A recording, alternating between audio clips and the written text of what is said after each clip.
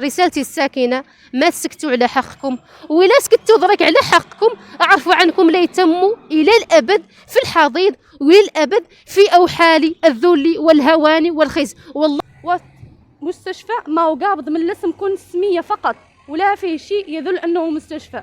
ما فيه وسائل طبية، ما فيه بلاد التحاليل. هذا المستشفى من العاد ما هو نافع شيء الا خير فيكم قفلوه عدلوا. انت كيفاش كطبيب كتجي عندك حاله مرضيه وكتمشي تصيفط لواحد اخر في الواتساب باش يشخص الحاله. السلام عليكم، انا كنشابه ابنه هذا المتجر. جيت نتكلم اليوم على المعاناه اللي كيعانوها ساكنه مدينه طنطان في المستشفى الاقليمي. كيعاني من تدهور كارثي، مالنا جابرين وسائل طبيه في ذات البشره، مالنا جابرين تحاليل. الا الوقت اللي جيت يعطوك ورقه يزرقوك المدينه كاع ما نعرف منين. والطامه الكبرى انه الناس ما هي كامله عندها امكانيات باش تمشي. كاين اللي ما عنده حتى عشاه ليله ويقوموا هما مصيفطينه ما عارف منين. تجي في حاله استعجاليه لدى الطب يعطوك رونديفو. واش هل يعقل انسان جاي في حاله مستعجله خطيره يعطوه رونديفو؟ اطباء غير مسؤولين غير كفء. واش الطبيب كيشخص حاله المريض عن جوجل؟ هذا شنو معناه؟ حنا دارنا مالنا راضيين عليه ولا لنا قابلينه. مستشفى ما هو قابض من الاسم كون السميه فقط، ولا فيه شيء يدل انه مستشفى. ما فيه وسائل طبيه، ما فيه بلاد التحاليل. هذا المستشفى من العاد ما هو نافع شيء الا خير فيكم قفلوه عدلوا مكتب حدا دار كيوسك يتموا اللي جاه يعطوه ورقه يقيس 11 ثانيه. حنا كنطالبوا الجهات المختصه والجهات المعنيه انهم يعدلوا ويجبروا حل لذا الشيء. حنا ما بغينا وعود، حنا بغينا اصلاحات، حنا بغينا ذا المشكل ينحل في اقرب وقت. المواطن الطنطاني عنده حق في الصحه، الصحه راهي حق دستوري وليس امتياز. الله يجازيكم بالخير، عدلوا لنا حل. حنا رانا عينا من الكلام وعينا هذا عندنا ولاحقين الحاله يرثى لها صراحه. والطب هذا راه ما هو طب ولا شيء. راني قلت لكم عنه قابض لا الاسم، ما هو مندي من الشيء عاش ما هو مستشفى فقط. شي ثاني ما هو خالق. الله يجازيكم بالخير، عدلوا لنا حل.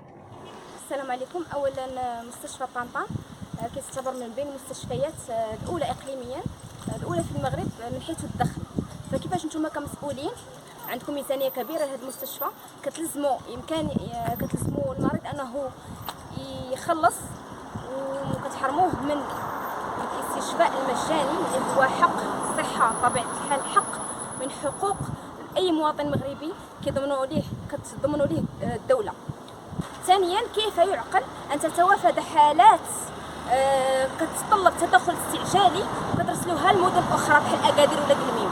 راه كنقولوا تدخل استعجالي يعني في ان لحظه ديك الساعه خصو تدخل. وكيف يعقل انك كطبيب اولا هذاك اللي يوظفك ما عندكش لغه باش تواصل مع ساكنه طنطان، كتتكلم بلغه اجنبيه وحنا عارفين. ثالثا، انت كيفاش كطبيب كتجي عندك حاله مرضيه وكتمشي تصيفط لواحد اخر في الواتساب باش يشخص الحاله؟ شنو دورك كمسؤول ولا شنو دورك كطبيب في داك الكرسي الا كنت انا غنجي عندك مريضه وتمشي تسرسل لي الحاله ديالي في الواتساب؟ هذا استهتار واستهزاء بحياه المواطنين. ثالثا، كنجيو هنايا باش نتلقاو العلاج. حنايا عارفين ان الادويه كامله متوفره في المستشفى، ولكن كيقول لك سير جيب هاد البرا، سير جيب هاد الدواء، ما كاينش. هذا راه حق مواطن، حق لكل مواطن مغربي. رسالتي لكل مسؤول: عدم استمراريه في الصمت، لان هذا هو رسالتي لكل مسؤول: عدم استمراريه في الصمت، وتوفير المعدات الطبيه اللازمه، وتوفير اطر مختصه بالمستشفى او بالاحرى مقبره طنطان. واخيرا، الويل لكم لكل روح سحقت في هذه المقبره. وشكرا. السلام عليكم ورحمة الله وبركاته. معكم مواطنة من مواطنين مدينة الطنطان، هذه المدينة المنكوبة التي ذاقت وبال أمرها. نحن الآن أمام المستشفى الإقليمي الحسن الثاني بالطنطان. كما تعلمون هذا المستشفى الذي لا يخفى على أحد وما هو دارق على أحد. هذا المستشفى اللي من المفروض انهم كما سموه ساكنه طنطان المقبره، لم يعد مستشفى بل صار مقبره، وعندهم الصح فعلا فيها. علاه؟ لانه اصلا ابسط الحقوق ما كاينه فيها، حقوق المريض ما كاينه فيها.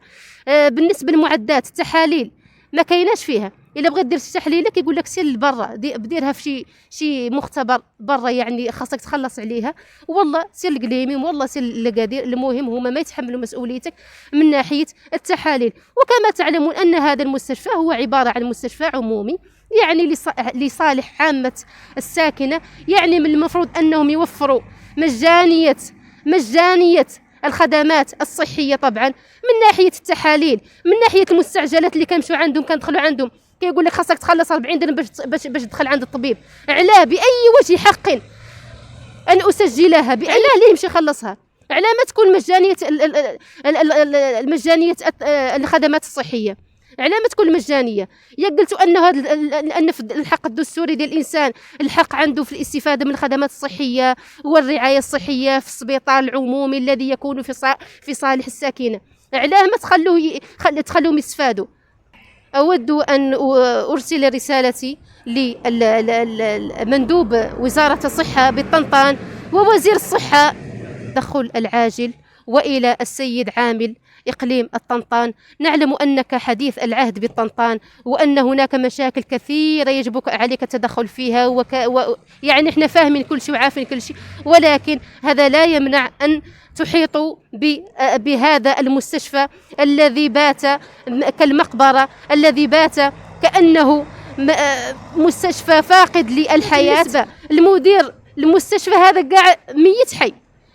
مدير مستشفى الحسن الثاني بالطنطان ما كنشوفوه، ما كنعرفوه، ما كنعرفوا اصلا ملامح وجهه. كنعرفوا حنا ملي كيكون شي لقاء صحفي يعني فيه الاستفاده للمسؤولين وفيه الميزانيه. ورسالتي الساكنه طبعا هذا باش لا ينختم، رسالتي الساكنه ما تسكتوا على حقكم، ولا سكتوا درك على حقكم اعرفوا عنكم لا يتموا الى الابد في الحضيض وللابد في اوحال الذل والهوان والخزي. والله ما عمركم تطفروا الا ما تكلمتوا درك عن حقوقكم وانتفضتوا وقفه رجل واحد وتكلمتوا، والله لا طفرتوا.